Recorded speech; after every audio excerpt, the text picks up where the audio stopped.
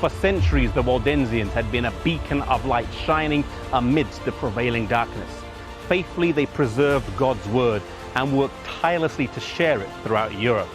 For this, they paid a high price, facing wave after wave of bitter persecution. The intense persecution that they faced began to wear down the Waldensian churches, and they began to give in to the temptation to compromise. Many began to render an outward compliance to the papacy while trying to remain true to their faith in God's word. But this course of action began to quietly erode the purity of their faith.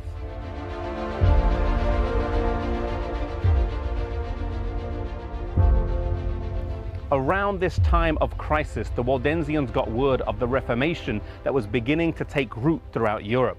They heard of the work that was taking place in Germany, Switzerland, and France. And in order to fully understand the nature of this new movement and determine what similarities they shared, the Waldensian churches decided to send a few delegations of ambassadors to the churches in Europe. As these ambassadors came back, they brought back some of the writings of the leading reformers, as well as reports of what similarities they shared, and this greatly encouraged the Waldensian believers. Up until this point, they had been a lone voice calling people back to the standard of God's word, and reports of other like-minded believers was a source of great comfort to them.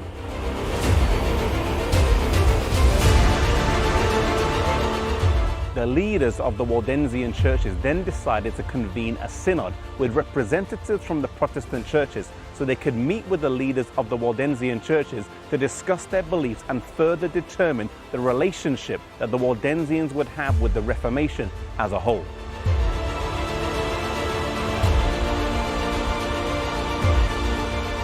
On the 12th of October 1532, right here in the Angronia Valley, the Synod of Chanfaran was convened and sat for 6 consecutive days.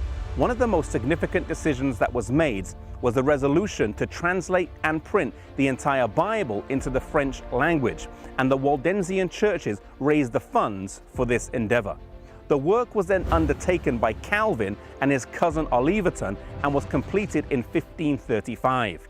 The Bible was then printed in Neuchâtel, Switzerland, and then distributed amongst the French-speaking Protestants in Europe.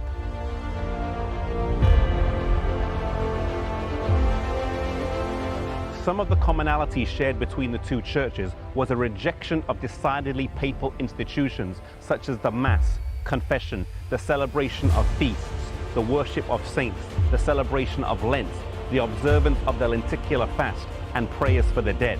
Other doctrines that they also rejected was purgatory, penance, and celibacy. However, it was not all good. In their joy at finding fellowship, the Waldensian churches were quick to embrace some of the shortcomings of the Reformation as well.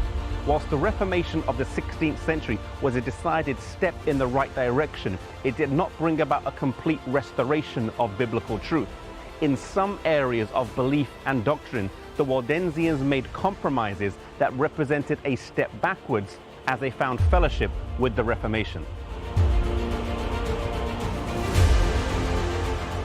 Two things that stand out from the Synod of Chanfaran. Firstly, we see the importance of Christian fellowship, and we see the importance of the accountability and encouragement that comes with Christian fellowship. However, fellowship can be a two-edged sword, and sometimes we can be tempted to compromise as we do fellowship with other believers. Let us be careful as we're on this road to heaven, that we do not let our Christian experience be derailed, but that we stay on track and keep our eyes focused on Jesus.